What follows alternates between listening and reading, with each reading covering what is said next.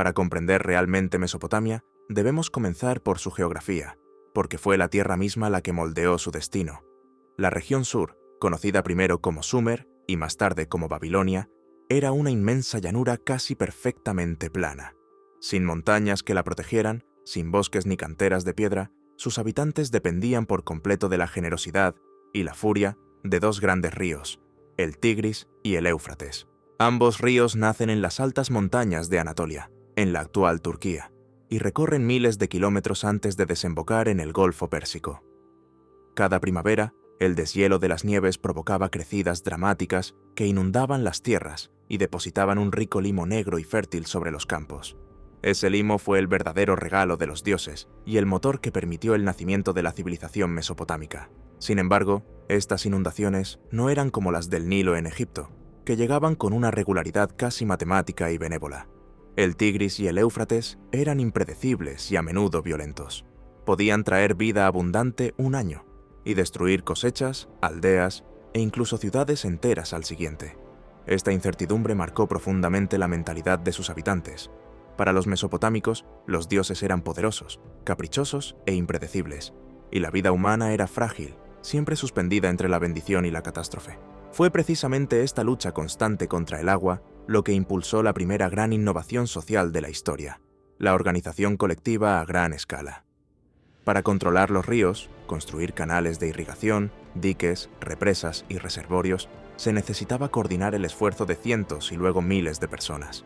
Esa coordinación exigió líderes, planificación, registros escritos y, con el tiempo, el surgimiento del primer estado organizado de la historia.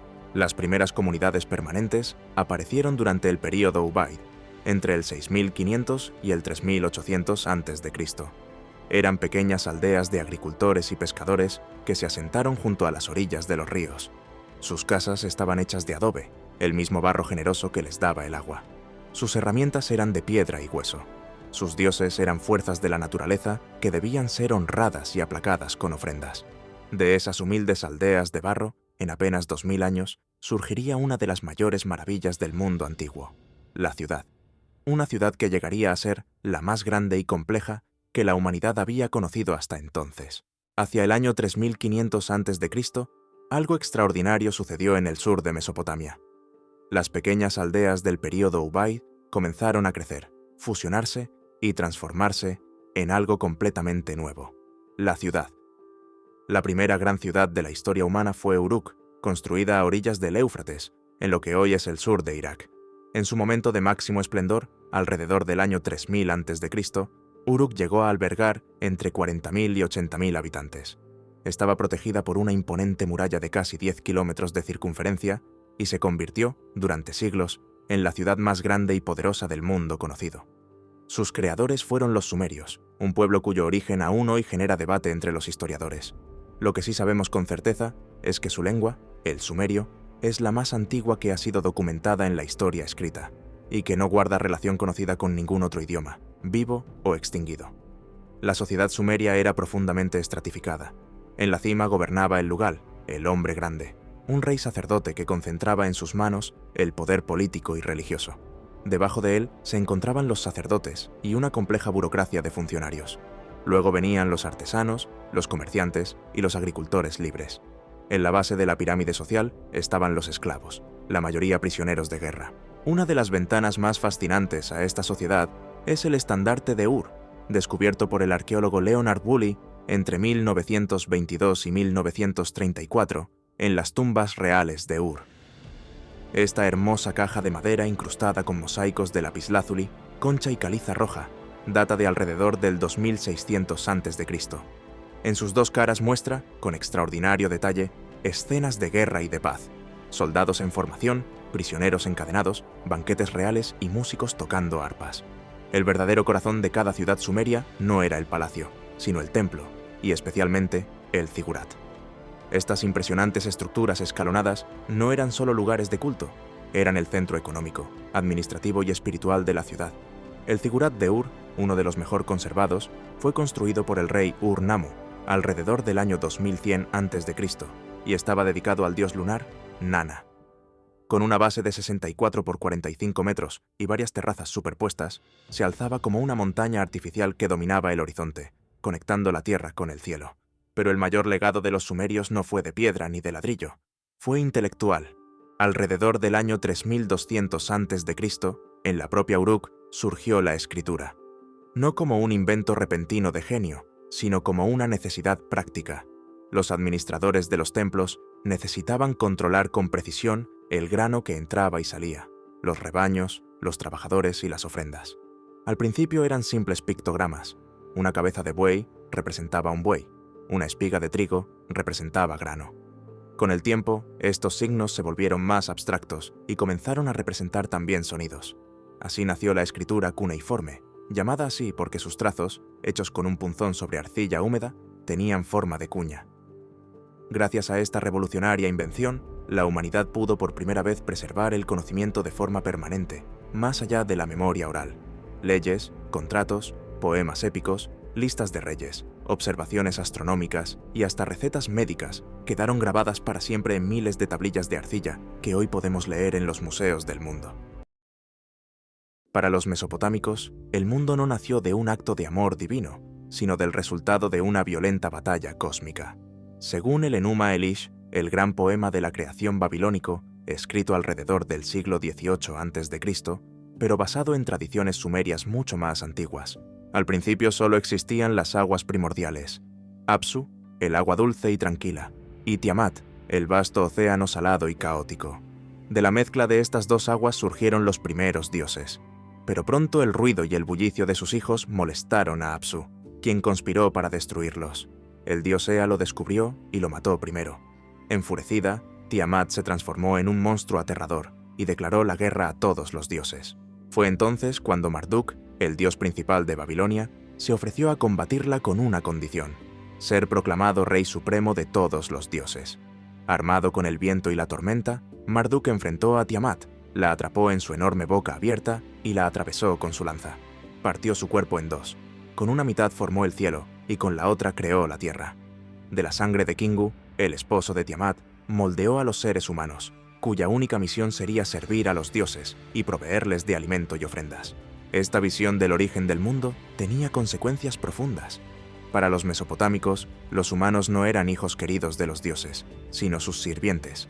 La vida humana tenía un propósito puramente utilitario: aliviar el trabajo de las deidades. Esta idea refleja claramente la dureza de la existencia en las llanuras mesopotámicas, constantemente amenazadas por inundaciones impredecibles, sequías y guerras. El panteón mesopotámico era vasto y complejo. Anu era el dios del cielo y padre de todos los dioses. Enlil, señor del viento y las tormentas, era considerado el dios más poderoso durante la época sumeria. Enki, o Ea, dios de las aguas subterráneas y de la sabiduría, era visto como el protector y benefactor de la humanidad. Inanna, conocida como Ishtar por los acadios, era la diosa del amor y de la guerra, una de las divinidades más veneradas y temidas. Cada ciudad tenía su propio dios protector. Uruk pertenecía a Inanna, Nippur a Enlil, y Eridu, considerada por los propios mesopotámicos como la ciudad más antigua del mundo, era la ciudad sagrada de Enki. El templo no era solo un lugar de adoración, era literalmente la casa del dios en la tierra, y el rey actuaba como su administrador y sirviente principal. Sin embargo, quizás la obra más extraordinaria de toda la literatura mesopotámica no es un poema de creación, sino la historia de un rey en busca de la inmortalidad. La epopeya de Gilgamesh es la primera gran obra literaria de la humanidad. Escrita en acadio y preservada principalmente en 12 tablillas encontradas en la biblioteca del rey asirio Asurbanipal en Nínive, cuenta las aventuras de Gilgamesh, un rey histórico de Uruk que reinó aproximadamente entre el 2700 y el 2650 a.C. El poema explora temas profundamente humanos: la amistad, el duelo, el miedo a la muerte y la búsqueda inútil de la inmortalidad. Cuando su gran amigo Enkidu muere, Gilgamesh queda destrozado y emprende un largo viaje para descubrir el secreto de la vida eterna. Al final, fracasa. Un anciano llamado Utnapishtim, el único humano que recibió la inmortalidad de los dioses, le enseña una dura verdad: la muerte es el destino inevitable de todos los mortales. Pero la epopeya guarda además uno de los relatos más fascinantes de la historia comparada de las religiones: la historia del gran diluvio. Utnapishtim narra cómo los dioses decidieron destruir a la humanidad con un diluvio devastador, y cómo el dios Enki le advirtió en secreto para que construyera una gran barca y salvara a su familia y a los animales. El paralelismo con el relato del Génesis en la Biblia es sorprendente, y no es casual. Los hebreos conocieron estas antiguas tradiciones durante su cautiverio en Babilonia, integrándolas en su propia fe. De este modo, esta herencia cultural demuestra que las historias no mueren, simplemente viajan. El relato sumerio del diluvio no es solo un antecedente del Génesis, sino el testimonio vivo de cómo una sola semilla mítica puede florecer en diferentes religiones, uniendo a la humanidad bajo un mismo temor y una misma esperanza. Durante siglos, las ciudades-estado sumerias coexistieron, compitiendo y guerreando entre sí por el control de los canales de irrigación y las rutas comerciales. Pero hacia el año 2334 a.C., un hombre llamado Sargón cambió para siempre el mapa político de Mesopotamia. Sargón de Akkad es considerado el primer gran conquistador de la historia. Originalmente, copero del rey de Kish, según la leyenda fue abandonado al nacer por su madre, una sacerdotisa, en una canasta de juncos sobre el río, reminiscencia de otra historia que resonará siglos más tarde en el Éxodo. Ascendió al poder y desde su capital Akkad, cuya localización exacta sigue siendo un misterio arqueológico, lanzó campañas militares que sometieron todas las ciudades de Mesopotamia. El imperio acadio, el primero de la historia, se extendió desde el Golfo Pérsico hasta el Mediterráneo. Sargón gobernó durante 56 años y fue sucedido por sus hijos y nieto. Su nieto, Naram-Sin, se proclamó Dios viviente, el primero en hacerlo, y grabó sus victorias en la magnífica estela de Naram-Sin, hoy en el Louvre, que muestra al rey escalando una montaña sobre los cuerpos de sus enemigos vencidos. El imperio acadio colapsó alrededor del 2154 a.C., posiblemente por una combinación de invasiones externas, guerras civiles y, según investigaciones climáticas recientes, una prolongada sequía que devastó la agricultura. La cultura sumeria tuvo un breve renacimiento bajo la tercera dinastía de Ur, antes de que nuevos actores entraran en escena. Hacia el año 2000 a.C., un pueblo semita nómada conocido como los amorritas comenzó a infiltrarse en Mesopotamia desde el oeste. Gradualmente, tomaron el control de las ciudades sumerias. Una de esas ciudades era Babilonia, una pequeña ciudad hasta entonces de poca importancia, ubicada en el Éufrates, a unos 80 kilómetros al sur de la actual Bagdad. Bajo la dinastía amorrita, Babilonia creció hasta convertirse en la ciudad más importante de Mesopotamia, y fue su sexto rey, Hammurabi, quien la llevaría a su apogeo. Hammurabi reinó entre el 1792 y el 1750 a.C. Fue un conquistador hábil que unificó Mesopotamia bajo su dominio, pero su legado más duradero no fue militar sino jurídico.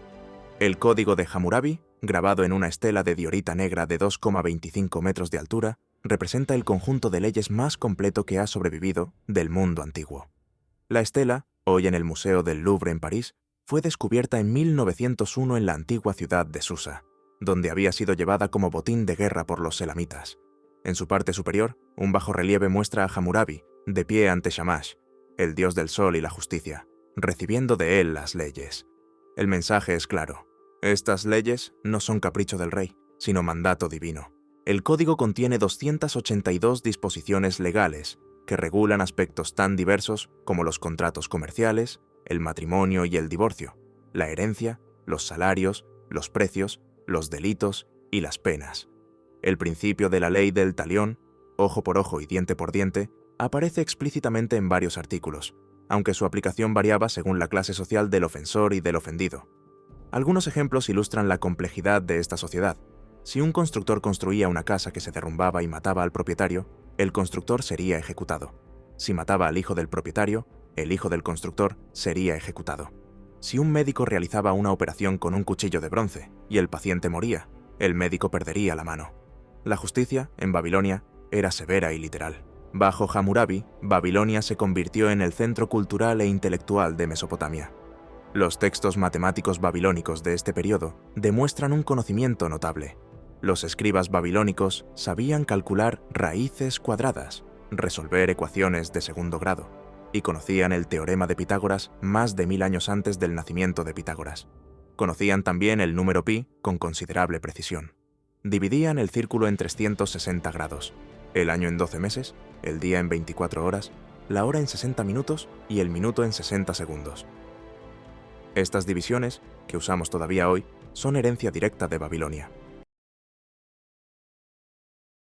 Al norte de Babilonia, a orillas del río Tigris, surgió una de las civilizaciones más temidas de la historia: los asirios, un pueblo de guerreros feroces y administradores implacables. Su ciudad principal era Asur. Durante siglos crecieron en silencio. Pero en el primer milenio antes de Cristo cambiaron el mundo. Construyeron el mayor imperio que había existido hasta entonces. El imperio neoasirio alcanzó su máxima extensión entre los siglos 9 y 7 antes de Cristo. Se extendía desde Irán hasta Egipto, desde el mar Mediterráneo hasta el Golfo Pérsico. Sus reyes eran vistos como representantes de los dioses en la tierra, y por sus enemigos como auténticas pesadillas. Fueron los primeros en crear un ejército profesional permanente, un ejército organizado, disciplinado y brutalmente eficaz. También innovaron en el uso del hierro para fabricar armas más resistentes.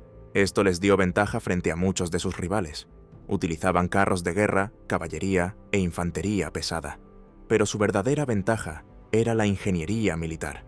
Torres de asedio, rampas de ataque, máquinas para derribar murallas. Incluso desviaban ríos para debilitar las defensas de las ciudades sitiadas. Sus campañas quedaban grabadas en piedra, relieves que mostraban sus victorias y el destino de los vencidos. Algunos reyes llevaron el terror a otro nivel.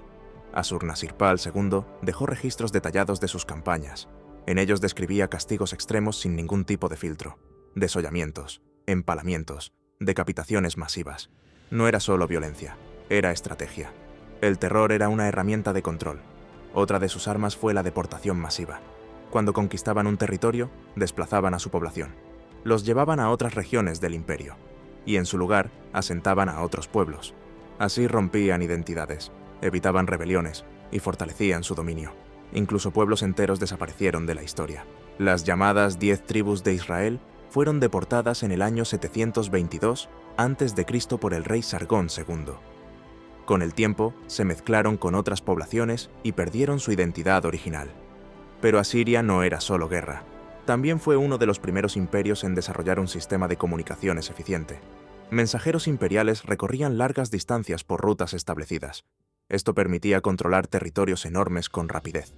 En medio del imperio más temido del mundo, también floreció el conocimiento. El rey Asurbanipal fue uno de los monarcas más cultos de su tiempo. Sabía leer y escribir en varias lenguas, incluido el sumerio. Ordenó reunir textos de toda Mesopotamia. Así nació la gran biblioteca de Nínive, más de 30.000 tablillas de arcilla, con conocimientos de astronomía, medicina, historia y literatura. Gracias a esta biblioteca, conocemos obras como la Epopeya de Gilgamesh y el Enuma Elish. Sin ella, gran parte del saber mesopotámico se habría perdido para siempre. Pero todo imperio tiene un final, y el de Asiria llegó de forma inesperada. Una coalición de babilonios y medos se levantó contra ellos. Entre los años 614 y 609 a.C., el imperio se derrumbó. En el año 612 a.C., Nínive fue saqueada y destruida. La ciudad más poderosa de su tiempo desapareció. El imperio que había sembrado el terror terminó cayendo ante sus propios enemigos, y así, una de las civilizaciones más temidas de la historia se convirtió en polvo. De las ruinas del imperio asirio emergió una nueva Babilonia, más poderosa, más esplendorosa que nunca. Bajo la dinastía neobabilónica, y especialmente bajo el rey Nabucodonosor II, la ciudad alcanzó un nivel de grandeza que asombró al mundo antiguo. Babilonia se convirtió en una de las ciudades más grandes de su tiempo, con una superficie de entre 8 y 10 kilómetros cuadrados, y una población que superaba los 200.000 habitantes. Estaba rodeada por enormes murallas dobles, tan anchas que, según el historiador griego Heródoto, 2 carros podían cruzarse sobre ellas. La ciudad no solo era grande, era impresionante. La puerta de Ishtar era uno de sus símbolos más poderosos, cubierta de ladrillos esmaltados de un azul intenso, decorada con leones, toros y dragones en relieve. Representaban a dioses como Marduk y Hadad, y marcaban la entrada a la ciudad sagrada. Desde allí comenzaba la vía de las procesiones, un camino ceremonial flanqueado por muros con leones en relieve, por donde avanzaban las estatuas de los dioses durante las celebraciones del Año Nuevo babilónico. Una ceremonia conocida como el Akitu, pero Babilonia también está rodeada de misterio. Los llamados jardines colgantes son uno de los mayores enigmas del mundo antiguo. Las fuentes clásicas los describen como terrazas llenas de vegetación. elevadas en niveles, irrigadas mediante sistemas avanzados de agua. Según la tradición, fueron construidos por Nabucodonosor, segundo para su esposa Amitis, que añoraba las montañas de su tierra natal. Sin embargo, no existe evidencia arqueológica concluyente de su existencia en Babilonia. Algunos investigadores creen que pudieron estar en Nínive, y otros que podrían ser en parte una leyenda. Pero el mayor legado de Babilonia no fue solo arquitectónico, fue científico. Durante siglos, los sacerdotes de los templos observaron el cielo con una precisión extraordinaria. Registraban cada movimiento en tablillas de arcilla. Su objetivo era religioso. Creían que los astros revelaban el destino de reyes y reinos, pero sin saberlo, estaban construyendo ciencia. Los astrónomos babilónicos lograron predecir eclipses solares y lunares, identificaron los planetas visibles y siguieron sus movimientos con gran precisión. Desarrollaron métodos matemáticos avanzados y sistemas numéricos basados en el número 60.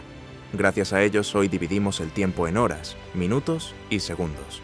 También perfeccionaron el estudio del planeta Venus, registrando sus ciclos durante décadas, y establecieron el zodíaco, dividiendo el cielo en 12 regiones de 30 grados cada una. Este conocimiento no se perdió. Pasó a los griegos, luego al mundo islámico y finalmente a la ciencia moderna. La astronomía actual tiene sus raíces en aquellos observadores que miraban el cielo desde lo alto de los zigurats, en silencio, buscando señales de los dioses y encontrando las leyes del universo. En el año 539 a.C. ocurrió algo inesperado. Ciro el Grande, rey de Persia, entró en Babilonia, y lo hizo sin enfrentar una gran resistencia. No hubo una destrucción masiva, no hubo un asedio prolongado. Las puertas de la ciudad se abrieron. El último rey babilónico, Nabónido, se había distanciado de su propio pueblo.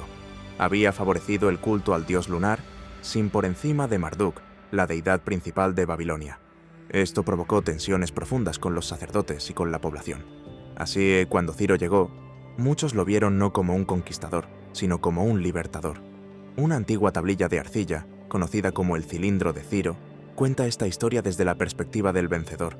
En ella, Ciro se presenta como el elegido del dios Marduk, un rey justo, enviado para restaurar el orden. Permitió que pueblos deportados regresaran a sus tierras de origen, entre ellos los judíos que habían sido llevados a Babilonia décadas antes. Por esta razón, algunos lo consideran un precursor de ideas modernas de tolerancia. Aunque llamarlo la primera declaración de derechos humanos sigue siendo motivo de debate. Bajo dominio persa, Mesopotamia no desapareció. Continuó existiendo, adaptándose, transformándose. Pasó luego a manos de los macedonios de Alejandro Magno, después a los partos y más tarde a los sasánidas. Pero poco a poco, algo comenzó a desvanecerse. La antigua lengua acadia dejó de hablarse en la vida cotidiana. El arameo tomó su lugar. La escritura cuneiforme, que durante milenios había registrado la historia, la ciencia y los sueños de toda una civilización, empezó a desaparecer. El último texto cuneiforme conocido fue escrito alrededor del año 75 de nuestra era. Después de eso, silencio. Las grandes ciudades quedaron en ruinas. Los templos colapsaron. Los palacios fueron tragados por el polvo. Durante siglos, nadie recordó sus nombres. Mesopotamia quedó enterrada bajo montículos de tierra, los llamados tels, colinas silenciosas dispersas por el paisaje, hasta que, en el siglo XIX, algo cambió. Arqueólogos comenzaron a excavar, entre ellos Austen Henry Layard en Nínive y Leonard Woolley en Ur. Poco a poco fueron desenterrando tablillas, relieves, ciudades enteras, y con ellas una historia olvidada. Una civilización volvió a hablar. Entonces surge una pregunta inevitable. ¿Qué le debemos a Mesopotamia? Más de lo que imaginamos. La escritura, que hoy usamos para comunicar ideas, tiene sus raíces en la cuneiforme. Las leyes que organizan nuestras sociedades recuerdan a los antiguos códigos como el de Hammurabi. La astronomía, que nos permitió comprender el universo, comenzó con sacerdotes observando el cielo noche tras noche. Las matemáticas, con las que medimos el tiempo y el espacio, aún conservan el sistema basado en el número 60. Incluso muchos relatos, mitos y estructuras narrativas que aún contamos nacieron allí. Mesopotamia no es solo historia antigua, es un eco constante en todo lo que somos. Cada vez que miramos el cielo estrellado, cada vez que escribimos una idea, cada vez que buscamos entender nuestro lugar en el mundo, estamos conectando con aquellos hombres y mujeres que vivieron entre dos ríos, hace miles de años. Personas que por primera vez decidieron dejar constancia de su existencia, de sus miedos, de sus logros, de sus sueños. Mesopotamia, la cuna de la civilización. No es solo el origen de la civilización, es el inicio de la memoria humana. Un susurro antiguo que aún resuena en todo lo que somos. Si llegaste hasta aquí, gracias por acompañarme en este viaje, a través de una de las civilizaciones más fascinantes de la historia. Si te apasiona descubrir cómo el pasado sigue moldeando nuestro presente, este canal es para ti. Suscríbete y activa la campana para no perderte los próximos videos. Aún quedan imperios por descubrir, historias por desenterrar y secretos que han esperado miles de años para ser contados. Nos vemos en el siguiente capítulo. Hasta la próxima.